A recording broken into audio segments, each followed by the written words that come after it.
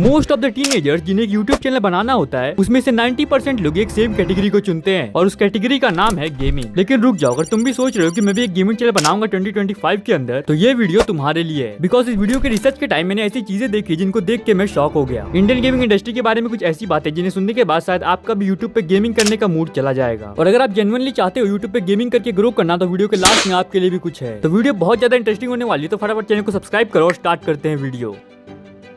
देखो, इंडिया में गेमिंग के ऊपर वीडियोस बनाना बहुत ज्यादा इजी है। बस जैसे आप रोज गेम खेलते हो, उस गेम को खेलते समय स्क्रीन रिकॉर्डिंग करनी है, थोड़ी बहुत बातें करनी है और उस वीडियो को अपलोड कर देना है। एंड यही चीज क्रिएट करती है बहुत ज्यादा कंपटीशन, जो कि इस कैटेगरी को बहुत ज्यादा हार्ड बना देती है ग्रो करने के लिए। बिकॉज जिस इंसान के पास भी एक फोन है वो आराम से गेमिंग वीडियोस बना सकता है। And most of the teenagers को गेम खेलने में मजा भी आता है। और जब यही टीनेजर्स ये देखते हैं कि कैसे गेम खेल के बहुत सारे क्रिएटर्स लाखों में पैसे कमा रहे हैं, सुपर कार्स ले रहे हैं, तो ये लोग भी उसकी तरफ अट्रैक्ट हो जाते हैं। एंड इसीलिए इस टाइम यूट्यूब पर गेमिंग कैटेगरी में सबसे ज्यादा कॉम्पिटिशन है। बिकॉज अगर किसी इंसान ने 5 से 6 साल पहले गेमिंग चैनल ओपन करने का सोचा होता, तो आज उसका रास्ता बहुत ज्यादा इजी होता। बिकॉज उस समय गेमिंग कैटेगरी में बहुत ही कम कंपटीशन था। तो कंपटीशन तो ठीक है, लेकिन अब बात करते हैं सेकंड प्रॉब्लम के बारे में।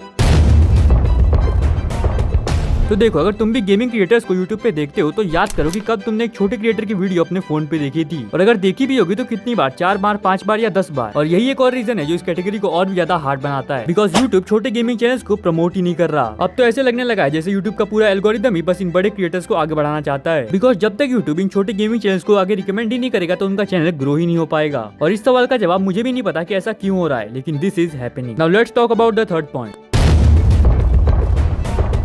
तो देखो, जिस टाइम पे YouTube स्टार्ट हुआ था, उस टाइम पे क्रिएटर्स को अपने चैनल को मोनेटाइज करने के लिए कोई भी क्राइटेरिया पार नहीं करना होता था। आप बस YouTube पे वीडियोस अपलोड करो, अगर व्यूज आएंगे तो आपको तुरंत पैसे मिल जाएंगे। लेकिन पिछले कुछ सालों से क्राइटेरिया बहुत ज्यादा हार्ड हो चुका है। बिकॉज सबसे पहले बस आपको अपने चैनल पे मोनेटाइजेशन ऑन करने के लिए 1000 सब्सक्राइबर्स और 4000 आवर्स का वॉच टाइम चाहिए होगा, जिसे कंप्लीट करना एक नए चैनल के लिए बहुत ज्यादा हार्ड होता है। एंड चलो, कैसे भी करके एक चैनल ने इस क्राइटेरिया को पार कर लिया, लेकिन उसके बाद भी आपकी अर्निंग कितनी होगी इसकी कोई गारंटी नहीं है। बिकॉज गेमिंग चैनल की कैटेगरी में RPM बहुत ज्यादा कम होता है। अब RPM एक ऐसी चीज है जो कि डिसाइड करती है आपको कितने व्यूज पे कितने पैसे मिलने वाले हैं। फॉर एग्जांपल, अगर कोई फाइनेंस की वीडियोस बनाता है तो उसको कम व्यूज पे भी अच्छे खासे पैसे मिल जाते हैं। और वहीं पर गेमिंग की वीडियोस में ऐसा कुछ भी नहीं होता। अगर आपको अच्छी अर्निंग करनी है तो आपके व्यूज कम से कम लाखों में तो होने ही चाहिए। एंड इतने कंपटीशन में लाखों व्यूज लाना इतना आसान नहीं है। इसलिए गेमिंग कैटेगरी में अच्छा अर्निंग करने के लिए आपको टॉप के क्रिएटर्स में आना पड़ता है, जो कि मैंने आपको बता दिया कि वो चीज कंपटीशन की वजह से कितनी ज्यादा मुश्किल हो चुकी है। तो भाई, क्या मैं ये कह रहा हूँ कि 2025 में गेमिंग चैनल बनाना इम्पॉसिबल है? नहीं, ये बिल्कुल भी इम्पॉसिबल नहीं है अगर आप कुछ पॉइंट्स को फॉलो करते हो। हाँ, ये रास्ता थोड़ा हार्ड हो चुका है, लेकिन अगर आपने सारी चीजें सही से की तो शायद आप भी टॉप में आ सकते हो। जिसमें से पहली चीज है फाइंड योर नीश, जिसका मतलब है आपको गेमिंग के अंदर किस टाइप की वीडियोस अपलोड करनी है। बिकॉज अगर तुम नॉर्मल फ्री फायर और माइनक्राफ्ट के गेम प्लेस अपलोड करने वाले हो, तो भूल जाओ कि कभी तुम्हारा चैनल ग्रो भी हो पाएगा। बिकॉज यार, वो चीज तो हर दूसरा बंदा कर रहा है, और इतने कॉम्पिटिशन में ग्रो करने के लिए हमें कुछ अलग करना पड़ेगा। फॉर एग्जाम्पल, आप अंडररेटेड गेम्स को ट्राई कर सकते हो, जिसकी ऑडियंस तो है बट क्रिएटर्स बहुत ज्यादा कम। या फिर अगर आपको गेमिंग के अंदर इंटरेस्ट है, गेमिंग क्रिएटर्स पे इंटरेस्ट है, तो आप गेमिंग न्यूज चैनल भी बना सकते हो। या फिर एक ऐसा चैनल जहाँ पे आप चैलेंजेस कर रहे हो अपने ऑडियंस के दिए हुए। तो देखो भाई, इसमें से कुछ भी करो या फिर अपना कोई नया आइडिया लाओ, लेकिन प्लीज फ्री फायर, माइनक्राफ्ट और पबजी जैसे गेम से स्टार्ट मत करना। बिकॉज तब तो आप ग्रो नहीं कर पाओगे। अब सेकंड पॉइंट है ऑथेंटिक एंड रिलेटेबल। तो देखो, गेमिंग इंडस्ट्री में बहुत ज्यादा कंपटीशन तो आ चुका है, लेकिन इस कंपटीशन के साथ एक और चीज आ चुकी है, और वो ये है कि बहुत सारे क्रिएटर्स बस एक दूसरे को कॉपी कर रहे हैं। कोई बड़ा क्रिएटर एक गेम खेलता है और वो पॉपुलर हो जाता है, तो बाकी क्रिएटर्स बस उसी गेम को खेलना स्टार्ट कर देते हैं। तो आपको ये चीज नहीं करनी होगी। बिकॉज पहले ये चीज काम करती थी, अगर आप ट्रेंडिंग गेम्स को खेलो तो आपका चैनल ग्रो हो सकता था। लेकिन आज के टाइम पे कंपटीशन बढ़ने की वजह से ऐसा करना बहुत ज्यादा मुश्किल हो चुका है। तो आपका कंटेंट आपको बहुत ज्यादा ऑथेंटिक रखना पड़ेगा। सो नाउ मैं आपको एक ऐसी ट्रिक बताने वाला हूँ जिसको अगर आपने अच्छे से समझ लिया तो आपका गेमिंग चैनल पक्का से ग्रो हो सकता है, और वो है रिलेटेबिलिटी विद ऑडियंस। तो स्टार्टिंग में बस आपको कुछ वीडियोस डाल के अपने ऑडियंस को समझना पड़ेगा, एंड देन उनके हिसाब से रिलेटेबल कंटेंट बनाना है। ऐसा कंटेंट जिससे आपकी ऑडियंस रिलेट कर पाए। बिकॉज अगर आप बस ये ट्राई करते रहोगे कि कैसे मैं टेक्नो गेमर्स और टोटल गेमिंग जैसे बोल पाऊं, तो आप भी बस एक फ्लॉप क्रिएटर बन के रह जाओगे। बिकॉज हर दूसरा क्रिएटर बस वही चीज ट्राई कर रहा है। तो यहाँ पे आपको कुछ अपनी अलग पहचान बनानी पड़ेगी, जिसके लिए पेशेंस रखना बहुत ज्यादा जरूरी है। आपको अपने माइंड में डाल लेना है कि आपको स्टार्टिंग में बहुत ज्यादा कम व्यूज आने वाले हैं, बट इस जर्नी का एंड बहुत ज्यादा खूबसूरत होने वाला है। तो हाँ भाई, जितने लोग भी गेमिंग चैनल स्टार्ट करने वाले हैं, सबको ऑल द बेस्ट। बाकी मैं इस वीडियो को यहीं पे एंड करता हूँ। वीडियो पसंद आए तो लाइक कर देना, चैनल पे सब्सक्राइब कर देना ऐसी अमेजिंग वीडियोस देखने के लिए।